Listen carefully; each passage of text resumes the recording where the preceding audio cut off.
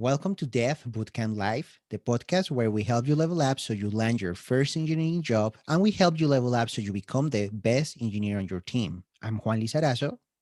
And I'm Jared Potter. And today, Jared, we're going to talk about accessibility. And the reason for this, Jared, is because there's these studies that I've been reading about, like, well, few years back. And one of the studies says, I think it's from 2020, that says that in 2020, 20% of the people in the US has some sort of impairment or disability. So 20% is a big number. Just think about it. I think it's like 56 million people, or it was 56 million people at the time. And then in 2015, there was this study that said that at least 10% of the population of the world, at the time it was like 670 million people, have some sort of disability or impairment. The problem is like all these people are using web technologies, right? They are consuming them, right? They're our users. So, and the thing is that this is not just part of certain segment or industry. It's across all societies, all industries, all segments. So that means that potentially 10%, or here in the US, 20%, potentially 20% of our users has some sort of difficulty to use our websites and web applications if we don't have accessibility in mind as we are designing, architecting, and are implementing our user interfaces. So that's what we're going to talk about, web accessibility, and we're going to learn how to build accessible web apps. So today, I consider that this is going to be part one. I think we're going to have 2 episodes of this topic because it's so extensive. We're going to try just to touch the tip of the iceberg and expose our audience, right? So they have homework and they can do their own research, but we're just gonna cover basic topics, right? So let's get started with defining accessibility. So what is accessibility? What is web accessibility, Jared? Yeah, like you're saying, Juan, this is a really important topic that we need to really pay attention to as software engineers. And yeah, when we're talking about accessibility and what it means is, the core word there is being access, right? We want to increase the access that all of our users have when they're using our web apps. I think a great way to kind of get started in this specific topic here is to perhaps talk about the specific diverse needs of our users that we're building these web apps for, and the types of potential disabilities that they may have, that we as software engineers need to be aware of. So to kind of go through a few of these, probably the most common one that people think about is either somebody who's either completely blind or just has some sort of visual impairment where they can't see the screen as well as they need to. Very closely related is what we would call low visual acuity. And this is, these people generally need some sort of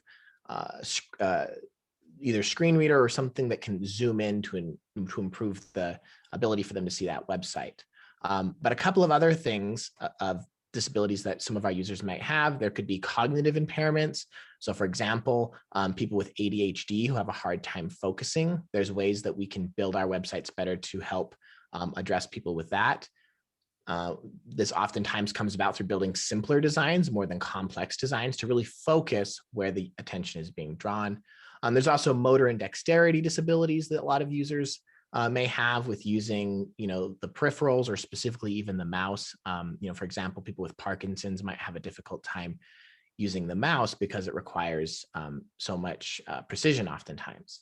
And then the last primary disability that we're also going to be considering when we're building our web applications is audible, or, for sound. And the most common place where this needs to be addressed is if there's either audio content on your website or video content on your website. It's important to make sure that you're including some form of closed captioning or text that can also be read. But Juan, so in your personal experience or professional experience, like how have you perhaps encountered one of these challenges and how to address it for a user? Yeah, so also for the vision, of course, like very important. Like this is for everything you build. There's good extensions, Chrome extensions you can install that can help you test your site let's say if you were a colorblind person and see how it looks like. If you don't have enough contrast, they're not going to be able to see the text or read the content, right? So that's one thing for these vision impairments that your users could have. So always make sure that you have enough contrast with your sites, right? You don't want to have a light color with another lighter color on top, right? For text and background, because if there is not enough contrast, they're going to have a hard time reading. And even myself, I have a hard time reading those sites. So you always want to make sure that the choice of colors is very has enough contrast for to make it easy on the eye. Other thing for the auditory, like for the hearing that you mentioned, one of those four main categories, screen readers. Make sure like install a screen reader and test your site with a screen reader and see what the experience is like.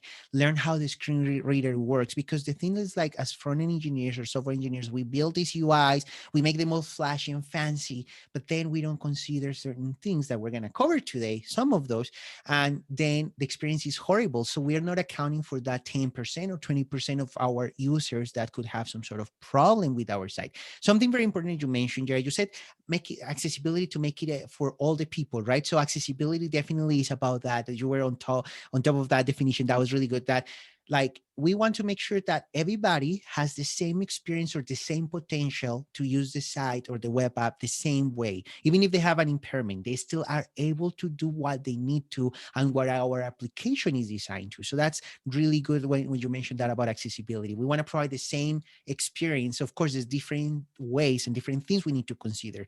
For the cognitive that you mentioned, Jared, one of the things is, like, for distractions. We don't want to have like it's very distracting having like a site that has a lot of animation things going on and you're trying to read or something, right? Or trying to fill out a form and there's all these ads popping and flashing. That makes it very difficult. So we want to make sure that our animations are simple, maybe use transitions when we're showing content, when you are visiting the page for the first time, maybe fade scene, something very subtle, but we don't want to like overuse them, because that's a potential problem for that. And then for the motor part, if you have some sort of physical like restriction, and that does not apply just to, like, maybe I cannot use my hands, but more like, let's say, what if you're using your phone with just one hand because you're carrying your groceries with the other hand? What if you cannot use the mouse at this time for whatever reason? Maybe you're just using the keyboard because you have standards to meet, you have to type and fill out forms fast, right? So you want to make sure that you can use the keyboard and your site is accessible and is keyboard accessible. So we're going to cover about that too. We're going to talk about these principles and these out of the box things we can use that will just offer these without us having to over engineer or add a lot of overhead to our development process. So that's very important. And the message here for our audience, Jared, is that you can build accessible sites. You can have it built in with your engineering process without having a lot of time or overhead, like really literally like virtually zero overhead if you add that to your sprints as you're building things, because you just choose the right elements that will offer you the most accessible tools out of the box, and then you do some testing, make sure that things are appropriately used, but just applying best practices. Make sure that the software you're building is fully accessible, even if the company you work for does not consider or give that top priority, but the cost is not really high. The cost of not being accessible is really high, because 10 to 20%, those could be potential conversions or sales, right? Potential paid users, you could be losing money. You could be, so it's very important to keep these things in mind. So yeah. So Jared, what would be like the first principle to cover now that that we're more into this topic? Yeah, definitely. So I think you hit on it quite well there, Juan, which was the, you talked about keyboard accessibility. The thing that's going to be common with a majority of the people with disabilities that we're trying to help make our sites more usable for are oftentimes going to be using the keyboard. Now, that is assuming you're using a laptop or, a desktop computer. There's a whole consideration also for mobile users on touch screens that we're also going to touch on. But to kind of attack this first main principle of, keyboard accessibility, there's numerous things that we can do while we're building our web applications from the get-go to make our sites more accessible. So a very common, simple thing that you may have heard about when you're in your Web Dev 101 class is this idea of semantic HTML. So Juan, could you give me like a pretty concise reminder of what semantic HTML is and how it helps accessibility? Yeah, so semantic HTML, like HTML is, is the markup that we use to create our websites, right? It's interpreted by the browser and it has some visual rendering, some visual meaning. Semantic HTML is about using the right elements to express or show the right content in your site. And for example, the common mistake using, for example, a div for a button, and then we add a lot of JavaScript and area elements and a lot of overhead so it's accessible, but we are reinventing the wheel there. So using a semantic element means an element that out of the box offers these meaningful content or meaningful metadata that we don't really see there, right? But that is interpreted by these tools. For example, a screen reader. So out of the box, they are interpreted by the browser and they are added like these elements. Something very key is that we have remember we had an episode about the document object model, the tree, the DOM tree. So there is also another tree that is called the accessibility tree. And this tree is a tree that the browser builds out and it adds all the elements that have semantic meaning. So it ignores divs and spans and other elements, but it includes links, buttons, forms, and all the things that the screen reader should cover. So semantic elements are part of those elements that have a meaning that is not a visual meaning. It's not like visual so much for the normal user, but is semantically it has these added data attributes that the reader will interpret. Sometimes those attributes are part of the markup. Sometimes they are included there, or sometimes they're just built in, and the screen reader knows how to read them from the accessibility tree. So that's kind of like the main idea of the semantics of the HTML, like the long definition of what semantic elements are about. Yeah, no, that was excellent there. And it's also worthwhile. I mean, as we've mentioned in previous episodes, semantic HTML is not just good for accessibility, but it's also great for search engine optimization and just from a developer experience of opening up a web page and being able to know, like, okay, this makes sense because of how it's semantically written out. So, yeah, Now that semantic you now that you HTML, great mentioned that, topic to like learn more about. now that you mentioned that, it's horrible to, like, let's say you join a company and then you open some site, you have to work on some app, some component, and everything is divs, right? It's kind of like, okay, and everything is styles and classes, and you're like, okay, is this a button? Is this an input? Is this like a text box? Because they use divs for everything, right? So that's also like when you're spot on when you mentioned developer experience, right? So that's something I even forgot we talked about in a few episodes back. Well, many episodes back. But yeah, let's continue. Yeah. No, that's great. And I also like how you mentioned about the accessibility tree that, yeah, more modern browsers are, going to the effort of being able to trim out kind of that extra stuff so that when screen readers are interacting with your site, they're going to have a much better time of knowing what is what. And the browser allows you, there's tools in the browser. Chrome has the dev tools. You can see that accessibility tree. So homework for our audience, go and see how to see the accessibility tree in Google Chrome and how to use the different tools so you can see from an accessible its standpoint how your site looks like and how it's structured, how these divs are ignored. So that's very important there, Jared. So you were mentioning, we were talking about the keyword, right? So let's talk about keyword. The important, like, I think the most important thing, Jared, for keyword that we have to keep in mind is the order of the elements and the focus of those elements. So let's talk about that, Jared. Yeah, absolutely. So the first part that you're talking about, Juan, there is the ordering at which you're, if you use the tab key. So the tab key is very commonly used on lots of different websites as a way of being able to move through the elements of a web page without using the mouse. So if you ever just go to a random website, go try it out, or a handful of different popular websites, just start tabbing, clicking the tab button and see where the focus changes, right? So, and just for those that don't know, what it means to have an element focused is when you either click on it, well, yeah, when you do click on it, it's creating a focus there. And that's the same as being able to tab through things. So there's two kind of main approaches that you can take to improve these aspects in your website. So besides using semantic HTML and trying to put elements in a logical order on your site, you can also add a very special attribute to your elements known as a tab index. And these tab indexes is just going to be a number, and the number corresponds to the index of that tab. So if I hit tab, go to a website and hit tab 3 times, I should be on the tab index. What is that? 3, right? Because no, 2, because 0 indexing, right? And this can be a very important aspect of making sure that your website is accessible. And again, as Juan, kind of mentioned earlier on, go and test your site, go load it up right now and start tabbing through and see what happens. But Juan, could you elaborate on, I guess, the aspect of the Yeah. focus and how Yeah. we can better focus elements for all users? So a focus or a focusable element, right, on your site is an element that is active to receive input from the keyboard. Not all elements on the screen have that intention. For example, if you have a div that shows read only content, the tab is not gonna go navigate through that. It's not a focusable element, right? Because that is not designed to receive content from the keyword. So defining that is like a content, an element that is focused is an element that is ready to receive input from the keyword. So something important there for that you mentioned, the tab, right, will move us forward in the elements.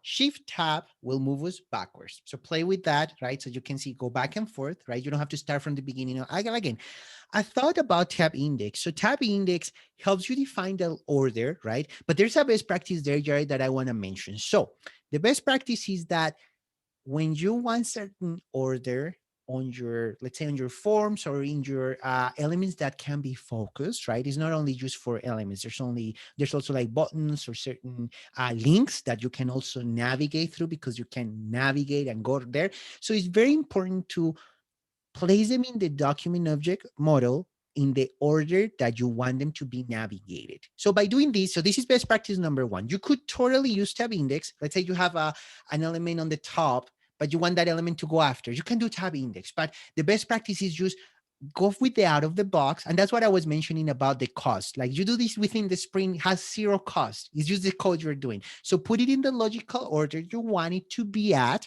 That's best practice number one. And then that's just going to naturally have the tab index automatically, like the index automatically calculated for you. And then you don't have to do anything extra. You don't have to use the tab index. But if you do have to use the tab index, because maybe let's say you have navigation and you don't want the user to start again all over from navigation or something like that, you can use tab index to help them navigate that, especially if they have screen readers. You don't want them reading through every element of the navigation every time they are going there. And there's some practices there that I'm going to mention. But something very important there, Jared, is that best practice number two, using tab index, like if you start using tab index 1, 2, 3, and it's against the order of the DOM, right? The elements from top to bottom, from parent to grandchild, right? That's an anti-pattern. So for accessibility, so from the HTML perspective, it's totally fine, right? It's like designed to do that. But from the accessibility standpoint, it's an anti-pattern when it comes to accessibility. So the pattern or the best practice number two is that we're just gonna use tab index equal to 0 in just one of the elements. And that's the element that's gonna start. Then the browser is gonna assign that 0 to that element. That's going to be the first element that is going to be focused with the tab. And then it's going to logically go and increase the index for all the elements. And that's our start point. So the best practice is that we just have one tab index on the given screen and is equal to 0. If you have an index greater than 0, it's an anti-pattern for accessibility. So then you don't want to do that, even though that's valid and acceptable HTML. So that's why it's very important to make that distinction there. The other thing I was mentioning, Jared, the navigation part, that since you mentioned semantic elements, right, it's very important to, like, if you have a navigation, it's very important, like if it is like can be hidden or can be like off the screen, it's important to apply some style so a screen reader won't go through that every time the user wants to go again and navigate with the tab, right, with the keyword, since we're talking about keyword fundamentals. So one fundamental is that we can apply style like a display none on the element when the nav bar is not active, is not shown, right? That's one way to do it.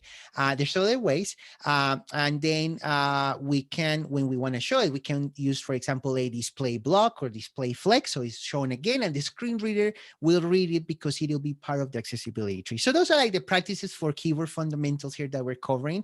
What are your thoughts on that? Did you know about these? Or like, it's kind of like, there's a lot of information. I mean, we're already more than halfway through this episode. We have so much to talk about. But yeah, any Yeah. thought on that, or do we move on to the next No, principle? I think that yeah, no, it is worthwhile. The best practice to be, yeah, put elements in the order that they would naturally be tabbed anyway. to avoid necessarily having to add the excessive attributes to actually manage that. But no, I think that that's a really great point there. One bit I want to add about, just kind of add about how focusing happens is, sometimes people will, not like how certain elements focus, that, the default that the browser gives you there. And there's actually like CSS styles that you can hide that.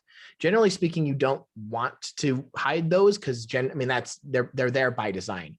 But what I would even argue is a better practice is that you should go beyond, even the default way that elements are selected in your web app, and even make them more pronounced. Now, perhaps this comes more from the UI UX designer standpoint, but being able to put a greater highlight or a focus on your elements can really help out those that are, again, people with disabilities, to be able to help better navigate your website versus just kind of the default that they put on there. So, this could mean using a different color other than like that default kind of blue color, something with a higher contrast to whatever your other elements are using, and increase maybe the size, right, the border width of the elements that are being focused. In your CSS, you can do this by attaching at the end of a class a colon and then say focus, to be able to say, hey, when this element is focused, apply these set of styles. But yeah, that's my last point on just the focusing there. Yeah, that's very important, Jared, because sometimes like we think like, oh yeah, let's remove the extra shadow for the inputs, right? But these are visual cues that maybe for us they don't help us, but if you have some sort of impairment, definitely that is gonna help out. Like where are you at, right? And the customization of it, right? Sometimes it's challenging, but there's tools and libraries that can help you with that. Especially styling inputs, that's always a pain to style, but you can find snippets to do it. But always don't move away from the standard styling. For example, let's say an input. Never make it look flat so it's not an input, because then the user doesn't know it can click there and edit. That's such a pain. Still make sure that it's pronounced, that it looks like an input, right? Same with buttons. Don't make them just flat that look like everything else on the screen. They are designed to have certain elements. And when it comes to semantic elements, right, if you use the button, that's better than having to use like area labels or having JavaScript and adding other things to make it accessible. That's a common mistake, that we use so many divs or anchors for like for actions, for buttons, and we style them as a button. No, if it is a button, use a button element. If it is something else, like use the element. And one key principle, Jared, is that how do you know when we decide between a button and a anchor, the link, right? So if you are navigating the user to a different screen, always use a link. You want it to look like a button, you could style it as a button, but it's definitely not a button, right? But you can like always use an anchor tag, like the a ref, right? The attribute. If it is an action within the same page, then you use a button. And that's the difference. And that's the semantics of these elements, right? That go beyond how they look like, but more about like how screen readers interpret these, right? And all the things that they offer out of the box, right? Because they both can be focused, right? And they can be interacted with. But yeah, that's all I have to add there. Yeah, no, that's a great point there. Let's remind our users. Don't forget to follow us on Twitter, right? If you are we have the links on the description of these, and whatever platform you're listening this on or watching this on, please subscribe or follow us or whatever like you're doing. You subscribe so you get notified every time we publish new content. Yes, absolutely. Another kind of just general tip that I want to add for this podcast is talking about the use of images in our websites and ways that we can help make them more accessible. So kind of the first kind of go-to is that if you are going to have some sort of image on your site, which you're going to use the image element to do such, you'll have your SRC attribute to pull in your image from either a relative path on the server or a CDN, whatever. But then there's another attribute that you can add, and a lot of IDEs will actually default this attribute in there to help encourage people to use it, but it's the alt text, the ALT. And what is this text used for, Juan? What is it? What are we supposed to put in there? A tip here, like, and this is an interview question that usually comes up when you are like applying for a front-end engineering position. It's like common interview question. They will ask you like, hey, what are the required attributes of an image? Right? Of an image tag. And people usually will say, well, img and the source src. That's it. But that's not true. If you don't use them, the browser will still render and work. Remember, HTML does not have built-in validation. The browser will complete the things you don't have. But the alt is a required attribute on the image. And the reason for this is because sometimes the image does not render.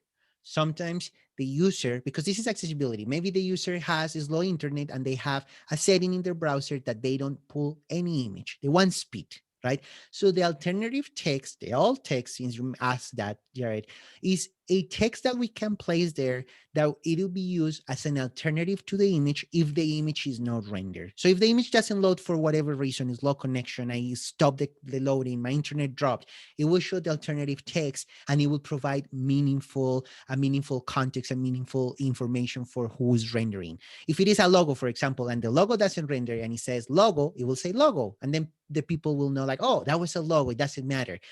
And it can be also used to describe the image. Usually when you hover over these images, the alt text is going to show us a little tooltip. So it can be also used by people that are loading the images. Like I use them all the time. I hover over and see like, oh, this is what it is about, right? Like it gives you some extra information, but it's a required attribute.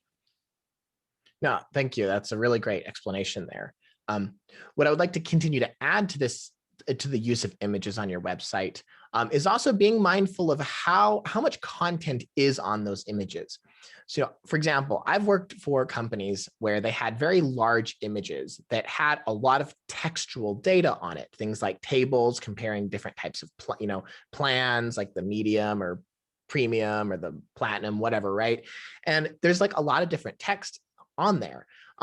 And although you could, use ARIA tags and other ways and, alt text to be able to describe all that data, oftentimes it just gets really messy and it might just be even more confusing for someone with a screen reader trying to understand what those are. So, to a large extent, if you can avoid putting content that is an image with lots and lots of text on it, and instead being able to implement that in actual, HTML with tables and with meaningful semantic elements, that's going to go a long way for a lot of your users, right? So consider that, with your team as you're building certain web applications to avoid putting too much textual content in images.